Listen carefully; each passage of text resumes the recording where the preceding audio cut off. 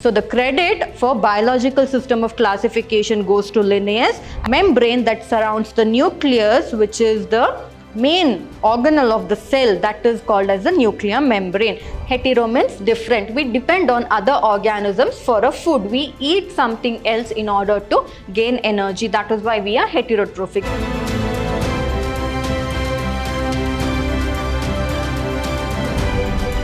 Hello everyone, a warm welcome to today's session on Chapter 2, that is Biological Classification.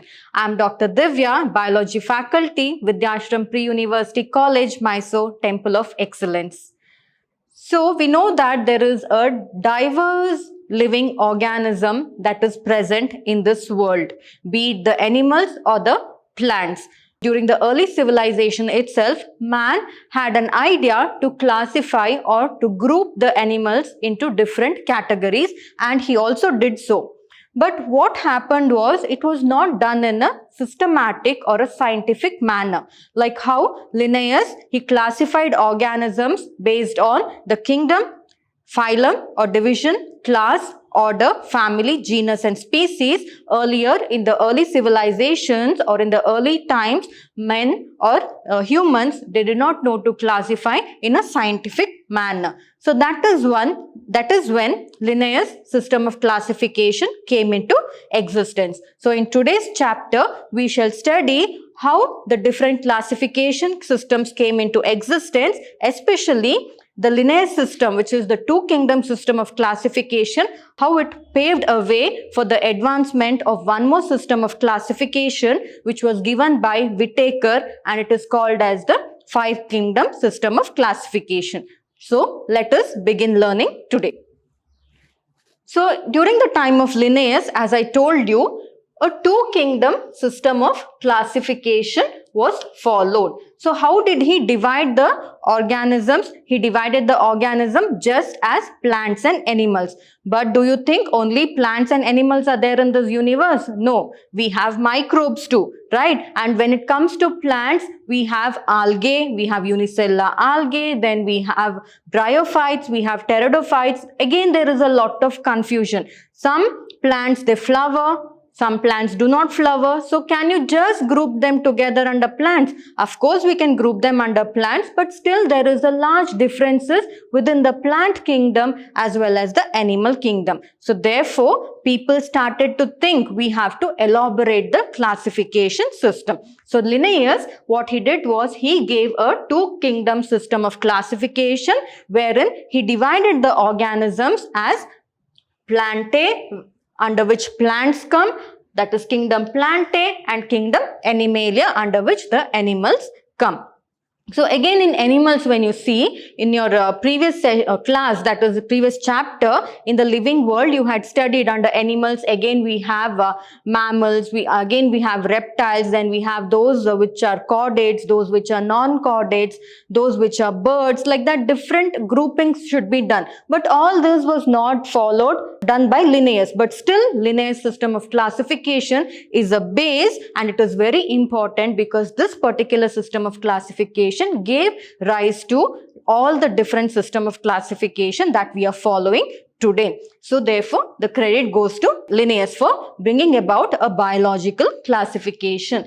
So in Linnaeus system, there is some drawbacks. So we shall see what those drawbacks are. So in organisms, we have the eukaryotes. Eukaryotes are nothing but the animals, the humans, the birds, the insects, all these come under the eukaryotes. And then we have the prokaryotes. So prokaryotes, again, the microbes, the fungi, the bacteria, all that come under the prokaryotes. So here, apart from that, in the eukaryotes and the prokaryotes, again there is unicellular, which are organisms having only one single cell, and multicellular organisms having more than one cell. So again there is unicellular and multicellular organisms. And again there is photosynthesizing. In plants, when you consider, some of the plants photosynthesize, whereas some do not. Again, we have divisions under that. Say, for example, organisms and photosynthetic green algae and non-photosynthetic fungi. So fungi. So when you think of fungi, so plants under Linnaeus, he grouped fungi also. But what is this fungi? The best example for fungi is the mushroom. Mushroom is considered to be a plant base, right? But do they photosynthesize? No, mushrooms do not have the chlorophyll pigments, that is the green pigments which is responsible for bringing about photosynthesis, right? So therefore, mushroom, that is especially fungi, they cannot be grouped under the plants. It is wrong. So therefore, all these drawbacks that were there in Linnaeus system, they rectified it, and later on it gave rise to a 5-kingdom system of classification. So the credit for biological system of classification goes to Linnaeus, and based on what Linnaeus did the classification, based on that, Whittaker, that is R.H. Whittaker, in the year 1969, he was the one to introduce 5-kingdom system of classification. So he said, there are some organisms which cannot be randomly grouped, classified under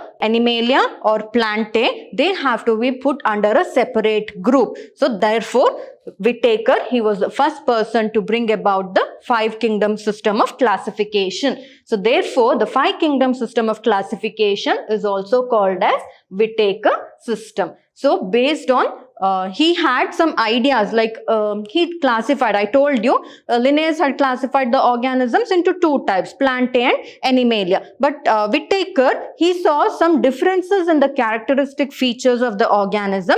Therefore, apart from Plantae and Animalia, he introduced 3 more groups of organisms, which is Monera. Monera is nothing but bacteria. Then we have the Protista, and we have the fungi. Then comes the Plantae and the Animalia. Can you see here, mushroom, he did not put mushroom under Plantae, though it is considered to be a plant-based product which we usually consume, which we eat. But still, since it is non-photosynthetic, and also mushrooms, they produce spores. So those spores are the reproductive structures of the mushroom, just like other fungi. So fungi you have on a bread. When you see a bread, you can see black color rhizopus growing on that, right? That is nothing but fungi. So those fungi also, they exactly, when you observe the fungi under the microscope, so when you see a fungi under the microscope, it will look almost like a mushroom like this, with all the spores and all that. It will look like a mushroom. Therefore, they put, and also fungi, they do not have the green pigment. They are synthesized. They are saprophytes which synthesize their own food. Therefore, Whittaker put mushrooms under the fungi. Like this, small corrections he made, keeping Linnaeus system as a base. So that is what, 5-kingdom system of classification, it consists of Monera, Protista, fungi, Plantae and Animalia. So this is the 5-kingdom system of classification put forth by Whittaker. So on what basis did he give this 5 kingdoms, that is Monera, Protista, fungi, Plantae and Animalia? It is based on the cell structure. So you can see here cell structure, bacteria, they are unicellular and the cell structure is completely different. And you can see the organization of the body. So the body organization. So in multicellular organisms and unicellular organism, the organization of the body is completely different. The best example I can give you is, we human beings, compare us with that of the bacteria. Bacteria is very minute with having only 1 cell. We are very large with multiple cells in our body, right? So that is the best difference I can give you. So therefore, based on the organization he classified, then also based on the mode of nutrition. So mode of nutrition I can tell you is, fungi, they are saprophytes. They grow on dead organic material. So for their food, they grow on the dead organic material. So they can also be called as the decomposers. So therefore, they were put under based on the mode of nutrition, they were put under a separate kingdom, that is fungi. When it comes to plants, they are autotrophs, means they synthesize their own food by a process called as photosynthesis, right? That is why all the plants were put under one particular kingdom. When it comes to animals, can we synthesize our own food? Can the animals synthesize their own food? No. Animals are heterotrophic. Hetero means different. We depend on other organisms for a food. We eat something else in order to gain energy. That is why we are heterotrophic. Therefore, animals were grouped under different categories. So this is how the grouping was done based on the mode of nutrition as well. And based on reproduction. So reproduction, based on reproduction, how? Bacteria, that is Monera, those organisms that come under the Monera, especially the bacteria, how do they reproduce? They increase their number, that is they multiply, they reproduce by multiplication, they increase the number. So in the living world you have studied about all this when you studied about reproduction. So they increase their number. And when it comes to Protista, the reproduction is completely different. And when it comes to fungi, how do they reproduce? They reproduce by asexual method of reproduction, wherein spores are produced. So those spores, that is in the conidia, they have, these are the spores. So in the conidia, the spores are produced, and these spores act as the reproductive structures, therefore helping the fungi move on to the next generation. When it comes to plantae, plants, they reproduce by sexual methods of reproduction, right? Sexual method of reproduction, how plants reproduce? Plants, they also reproduce by sexual and asexual method. Sexual method by the production of seeds, wherein the pollen grain, it will come and fuse with the ovule that is present in the gynecium, and then the fertilization takes place, and therefore the seeds are produced. Since fertilization is taking place, it is a sexual method of reproduction. And there are cases wherein plants asexual reproduction also takes place, but it is negligible. Therefore, plants have been put under a different group. Next, coming to Animalia, animals undergo sexual method of reproduction, but still based on, okay, you can ask me now, animals, they reproduce by sexual method of reproduction. So they could have combined them with plantae, put them under plantae kingdom, right? No, it is not possible. Why? Because in terms of mode of nutrition, animals, they are heterotrophs.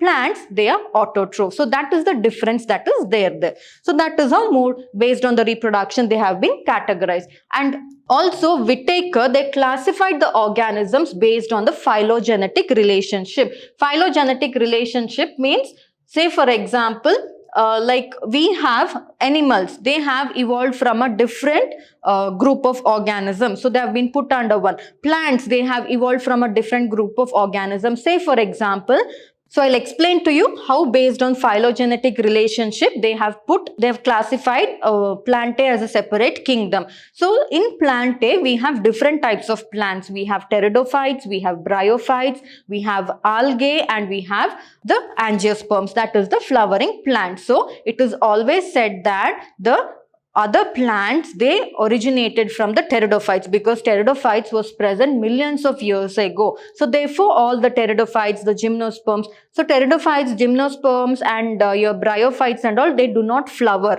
They could have put it under fungi, right? Fungi also, they don't produce flower. But why didn't they do it? Why? Because fungi, they are saprophytes, whereas plants, they are autotrophic. So the mode of nutrition again will vary. And also fungi, asexual method of reproduction, plants, sexual method of reproduction. Therefore again it will vary. So that is how the classification went on. So that is how, based on the cell structure, organization of the body, based on the mode of nutrition, and based on reproduction and phylogenetic relationship, the organisms have been classified under the 5 kingdoms, that is Monera, Protista, fungi, plantae, and Animalia. And the credit goes to Whittaker. So Whittaker was the person who brought about the 5 kingdom system of classification, and therefore his system of classification is also called as Whittaker system of classification. So we shall see in detail based on what characters each of these organisms have been put under the 5 different kingdoms. So first we'll talk about the Monera. So kingdom Monera. So kingdom Monera, I told you, Whittaker observed the cell type, that is the nature of the cell, how the covering of the cell, what layer the cell is made up of, what the wall of the cell is made up of. And he also studied the nuclear membrane that is present, and he studied the body organization, and he studied the mode of nutrition. So these are the characters that he kept in mind in order to classify the organisms under the 5 different kingdoms. So in Monera, we shall study why Monera, he grouped all the bacteria under Monera. So why did he group them? These microorganisms, why did he group them under Monera? We'll just see. So they are prokaryotic, Prokaryotic, they don't have a true nucleus. They are prokaryotic.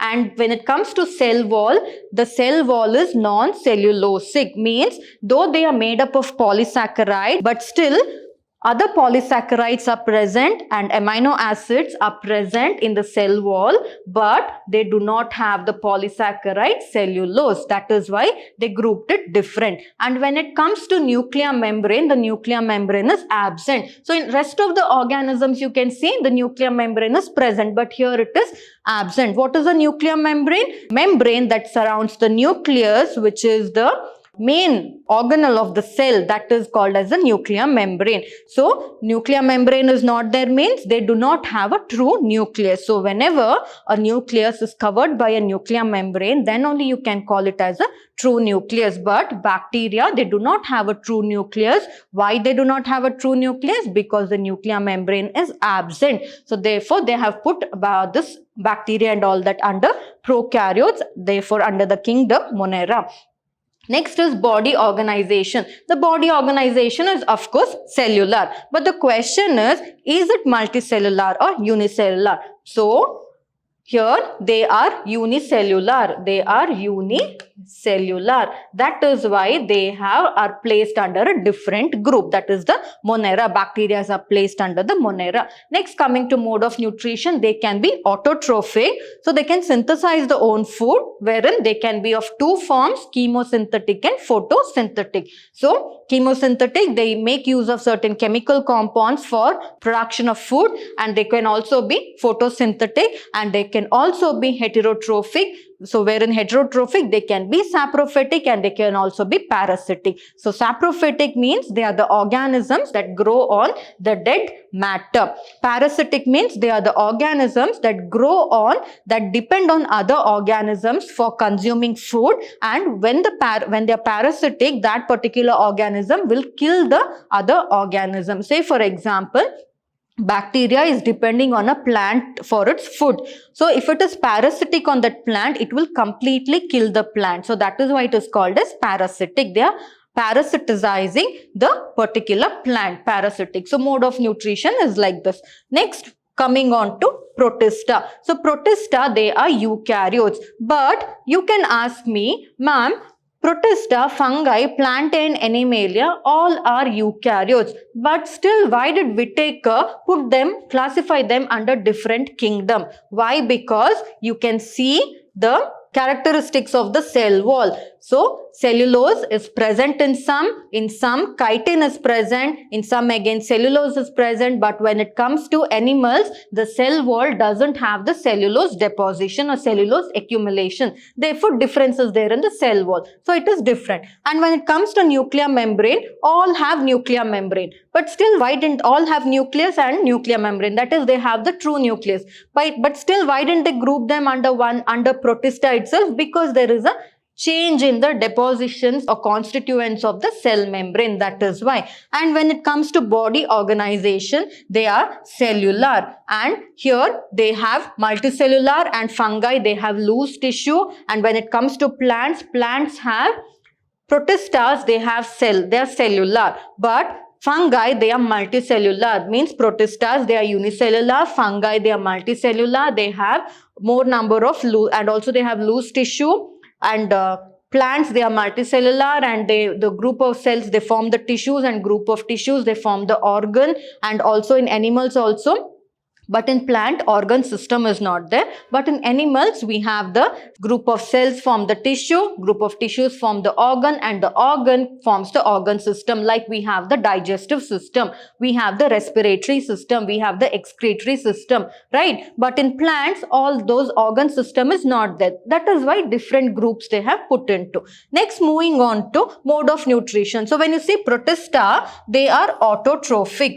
So they are autotrophic, wherein they can be photosynthetic and also they can be heterotrophic. And also here they are heterotrophic, wherein they can be saprophytic and parasitic, that is fungi. And plantae, they can be autotrophic, that is they are photosynthetic, whereas animals, they are heterotrophic, wherein they can be holozoic or saprophytic. We are holozoic. We human beings and animals, we are holozoic, that is we eat an other organism, be it a plant or an other animal, animal source, and then we digest it, and that digested material gets converted into energy, and that is how we perform our day-to-day activity. So that is nothing but holozoic. We have the digested food gets converted into different compounds which is utilized by different parts of a body. And also we can be saprophytic. So some animals are saprophytic, that is they feed on dead organic matter. So that is why they are saprophytic. So these are the different, so you can see now based on the different characters they have been, Whittaker classified the organisms into 5 kingdoms, that is Monera, Protista, fungi and Plantae and Animalia. Now you can question yourself, what Linnaeus did, was it correct? He had put all these under Plantae and Animalia, but there is a vast difference, right, in their cellular organization, in their body character, in their mode of nutrition, all that there is a vast difference that is there. Therefore, but still Linnaeus system is the base for all the other system of classification, and Whittaker, he was the one to give the 5 kingdom system of. So there were some issues in Linnaeus system of classification which actually led to the Whittaker system of classification. So why did they go in for a 5 kingdom system of classification? We shall see. Why? Because there were some issues. So what are the issues? We shall see. So according to Linnaeus system, that is 2 kingdom system of classification, wherein he grouped the organisms only as kingdom Plantae and Animalia. Under that, he put the bacteria, which are the prokaryotes. The bacteria, they are the prokaryotes and they are unicellular, and the blue-green algae is also a bacteria which is nothing but a cyanobacteria, and the fungi, mosses, ferns, gymnosperms, the green algae, fungi, mosses, ferns, then the gymnosperms and the angiosperms all were put under one group, that is Plantae itself. But you have to see here that bacteria, they are prokaryotes, the blue-green algae which is also a bacteria, and the fungi, mosses, ferns, gymnosperms and the angiosperms, they are the eukaryotes. But in spite of the differentiation between the eukaryotes, so what are the eukaryotes? They have a true nucleus. Prokaryotes, they do not have a true nucleus. That is, they will have a genetic material in the nucleus, but it is not covered by a nuclear membrane. That is why they are put under prokaryotes. But in spite of this vast difference, the prokaryotes and the eukaryotes were all together put under the kingdom Plantae, which is actually very wrong according to the characteristics. And next is Chlamydomonas. Chlamydomonas is unicellular, and Spirogyra, they are multicellular, but they are grouped together under the kingdom Plantae, which is very wrong. So this is also one of the drawback of Linnaeus system of classification. Next, if we see, no differentiation was made between the heterotrophic and the autotrophic organisms. All the organisms were either grouped under animals or were grouped under plants. Again, in plants or in animals, there are some autotrophs, there are some heterotrophs. Especially when it comes to bacteria, which was placed under plants, they can be autotrophs, bacteria can also be heterotrophs. But here what happened was the fungi and the green plants all were put under one group. So that is one of the biggest drawbacks. What is it? No differentiation between the heterotrophic group, which is the fungi, and the autotrophic green plants were made. So fungi, they are not autotrophic. They are saprophytes or they are heterotrophs. They depend on other organisms for their food. And plants, they are autotrophs. So therefore, they should be grouped under different kingdom. But what did Linnaeus do? He put both the fungi and the plants under the kingdom Plantae, which is also very wrong. So all these issues later on led to the development of a 5 kingdom system of classification, which was proposed by Whittaker. So this is how the 5 kingdom system of classification or the Whittaker system of classification came into existence. So I hope you have understood this particular session wherein we discussed about the 5 kingdom system of classification in detail, and in the next coming session we shall discuss about the kingdom Monera, that is the first kingdom classified by Whitaker, which is Kingdom Monera, wherein we shall study about bacteria. Under that, we shall study about archaebacteria and eubacteria in specific. What are their characteristics? What are their habitat? All that we shall briefly discuss there in the next session. So, I hope you have understood this session well. Thank you.